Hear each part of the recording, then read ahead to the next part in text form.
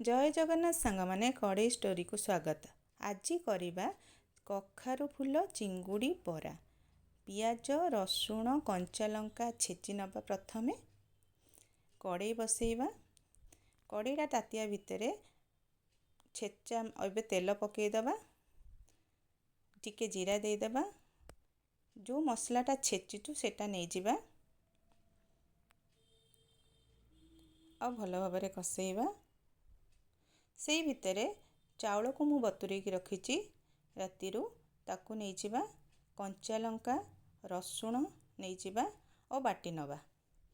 मसला रे टिके हळदी टिके लूण आ काश्मीरी चिली पाउडर देकी टमाटो गोटे देकी कसेइबा। मसलाटा भल भाबरे कसी ही आसिला बेलू ता देहरे आमे चिंगुड़ी पकेइदबा। चिंगुड़ीटा को मु भाजिकी रखी नेइछि ताकू छेची दबा।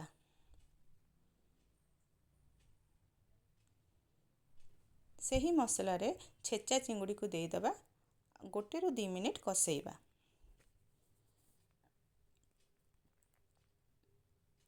एटा केबे घरे प्रस्तुत करी खांतो। बहुत टेस्टी और क्रिस्पी क्रिस्पी लागिबो जेहेतु चावल बटा दिया होची। मसलाटा हेई गलानी ताकू साइड कर दबा।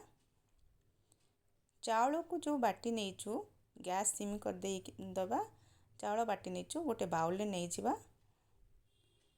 ता देहरे टिके एबे तावा बसई दबा। चावल बटारे आमे लूण हळदी नहीं जिबा।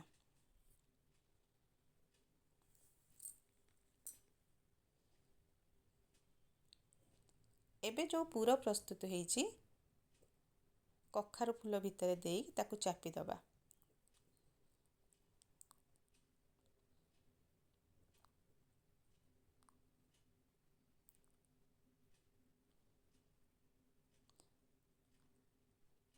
मसला जो चावल बटा रखी थेलु ता देहरे अल्प टिके मसला देकी प्याज रसुण अदा मसला देई गोळेई दमा।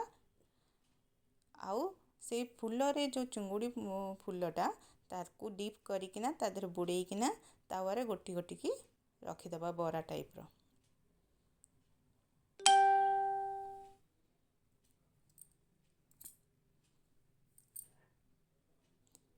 एबे सेथरे तेल टिके देई दबा।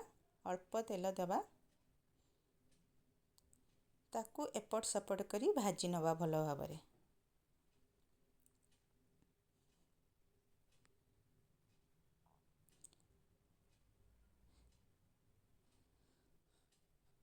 जदि आपनकु ए वीडियोटी भल लगी थाए सब्सक्राइब निश्चित भाबरे करिवे।